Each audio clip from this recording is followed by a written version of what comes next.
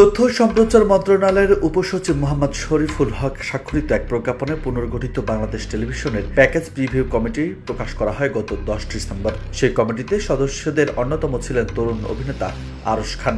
কিন্তু মাত্র 10 দিন পর কেন ওই কমিটি থেকে সরে যেতে চান আরশ খান? ফেসবুক স্ট্যাটাসে আরশ খান লিখেছেন, বর্তমান প্রেক্ষাপটে আমার পদত্যাগ করাটাই সবচেয়ে বড় দায়িত্ব বলে মনে করছি।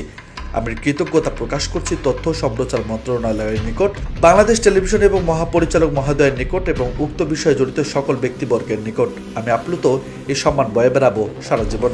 পদত্যাগের কারণ হিসেবে তিনি লিখেছেন, আমার শিল্পী পরিচয়ের পর আরও একটি বড় পরিচয় আমি আমজনতা। আমার শক্তি ও সাহসের উৎস একটাই, আমাকে দেওয়া এই সম্মান বা সদস্য পদের জন্য আমি এখনো যোগ্য হয়ে উঠতে পারিনি। শিখছি, আরও শিখতে চাই।